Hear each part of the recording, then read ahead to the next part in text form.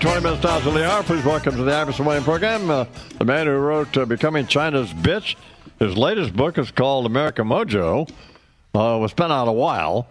Here is Peter Kiernan. Good morning, Mr. Kiernan. Great to be with you again today. How are you? I'm great, thanks. How are you? I'm all right. What do you do for a living now? I do investments, and I think about when I'm going to come on Imus next. Yeah. So that's all you do is just invest? Well, that's enough. You know, actually, I'm sort of a third, to be honest. I spend a third of my time working for poverty-fighting charities like the Robin Hood Foundation in New York City, and then a third writing books and appearing on TV and radio, and a third doing investments. I'm on a couple boards and stuff like that. So I got a balanced life. I'm a very lucky man. Have you decided who you're going to support for president?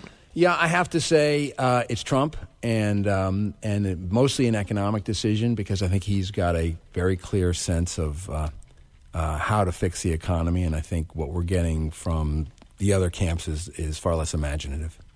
Did you read the editorial in the Times this morning about his taxes? I did not.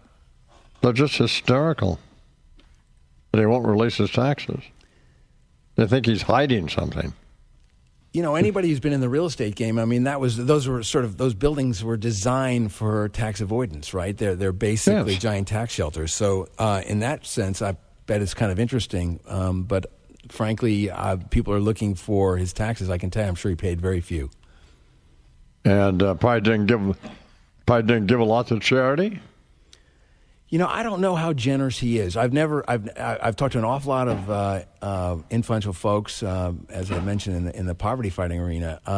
That has not been his passion. I'm not sure what his passion is, but it has not been his passion. So, a big debate coming up Monday night. That's a Super Bowl, isn't it? Well, it really is, and it's going to be fascinating. I think about because Hillary took a day off this week to prepare, and as they were describing, I was wondering, how do you prepare for a debate with Donald Trump? In other words, you can't get the captain of the debating team from Harvard Law School or something like that. Who do you get to be sort of sufficiently irreverent and insulting and unexpected? And so I'm not quite sure how Hillary Clinton, who's used to, I think, a more moderate kind of interchange, how she prepares for somebody like Donald Trump. How do you think he's going to comport himself?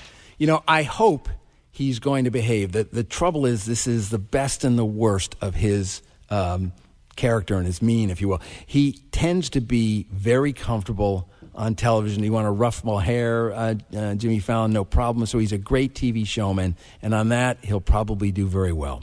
How about her? Well, she can be a little wooden and brittle, and so he could play off her, I think, fairly effectively by being more spontaneous. The trouble is, in his spontaneity lies the problem.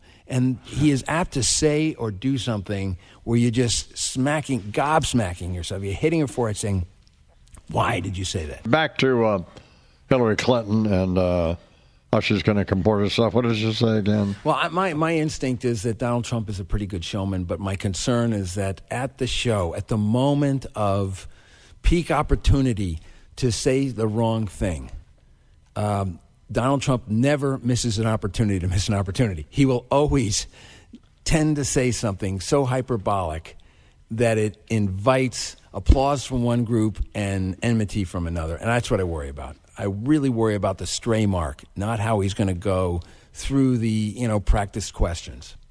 Well, he'll be civil initially, don't you think? I mean, he's already said he's going to. Yes, and I think he has been. Look, I know Steve Bannon a little. I worked with him years ago. He's a master of message, and he's a very disciplined guy. And who is that? He's now the CEO of the campaign. He was brought in to run the campaign, and he's a master of message, and he will help Donald stay, as will Kelly. There are people who are surrounding him now, helping him stay on message, and he does it in a way. I don't know if when he's reading the teleprompter, he's a little bit like Atlas Chained. He doesn't really feel like he's his old self. He's kind of humbled and moderate, and maybe even in some ways a little more appealing. But this is not that kind of opportunity. There's no teleprompter. There's no earpiece. This is open field running. And do you think she'll be aggressive and make some snarky remark about any of the things you said, even regarding women or taxes or whatever? I would fully expect that. I think she has to watch herself. I think the deplorables thing did not work. That was sort of her attempt to play Trump's game, I think, and it did not go well for her. And at the same time, she has got to be tough. He cannot run over the way Jeb Bush allowed Trump to run over him. I just don't think she can do that because in some respects, this is civil/schoolyard. And where Donald Trump excels is in the schoolyard bully area, and she has to stand up to him. Well, if you're going to call Trump supporters names, you might want to call them a name that they don't have to look up. Oh. Well, I think that and irredeemable, great SAT words, kids. If you're looking to get those board scores up, irredeemable. Yes. But no, I think the deplorables, and it won't fit on a hat either. I saw some of these hats, and it kind of spills over to the side, so it's not the right label. So there's not going to be, unless something really dramatic happens, this will be one of those things where all of the people who support her will say she won, and all of the people who support him will say he won. But how will we actually know who won? Well, that's a good question. What I really think this debate is about more than anything else, and you definitely are going in that direction, is I think it's about the independents, for people who are not quite sure. And there are an awful lot of people who aren't quite sure, or every time they start to think about Trump, he does something or says something that kind of, like Sisyphus, that little rock runs all the way down to the bottom of the hill again. So what I think this is about is, can you pull people in from the sidelines? Because I think there are a lot of people whose minds are made up. Maybe they're made up months ago. Now, how you decide who wins is, in my judgment, fully dependent on how those independents react, not how the base reacts. They're going to find tunes of joy and things to be horrified about in their respective candidates.